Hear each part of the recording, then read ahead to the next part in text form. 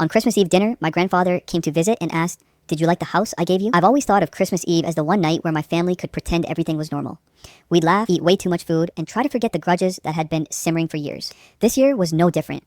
Or at least, it started that way. I'd arrived at my parents' house around 5:30 p.m., balancing 2 trays of cookies I'd baked that morning.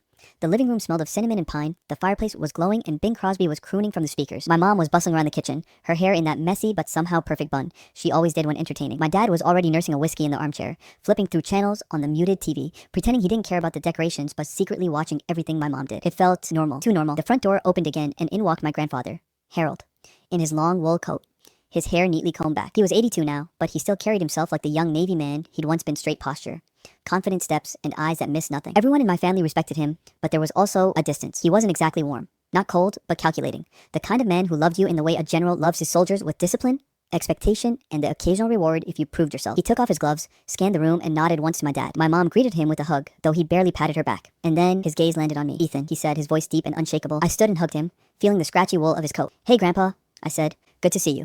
We exchanged the usual pleasantries, and I thought that was it. But halfway through dinner, roasted turkey, garlic mashed potatoes, stuffing, the works, he set his fork down, cleared his throat, and dropped the sentence that would derail my entire life. "So, Ethan," he said casually, "did you like the house I gave you?" The table went silent. Even the sound of the fireplace seemed to dim. I blinked at him. I thought maybe I'd misheard. "I'm sorry," I said, putting down my knife. "The house," he repeated, his tone calm, as if he were asking about the weather. "The one in Fairview. I signed it over to you months ago. I figured by now you'd have moved in." Everyone stared at me. My mom's eyebrows were halfway to her hairline. My dad froze with his fork halfway to his mouth. Grandpa," I said slowly, "I think there's been some mistake. I don't have a house." He tilted his head slightly, studying me the way he used to when I was a kid, trying to lie about breaking something. "Of course you do. I left the paperwork with your parents. Your name is on the deed. I thought it would be a good start for you." I laughed nervously. "A house? In this market? Even a small place in Fairview would be worth hundreds of thousands of dollars."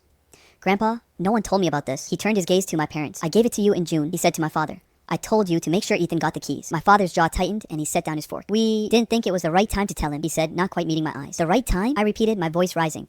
"The right time to tell me I own a freaking house?" My mom jumped in quickly. "Sweetie, we didn't want to overwhelm you. You've been working so hard lately. We thought..."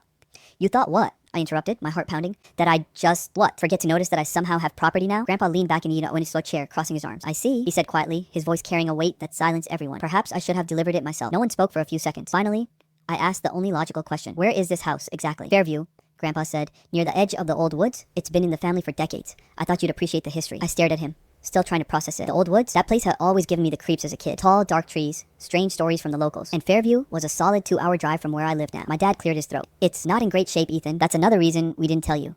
We didn't want you to feel pressured to deal with it right away." Grandpa's eyes snapped to him. "It's perfectly livable. I had repairs done 5 years ago. It just needs someone to care for it."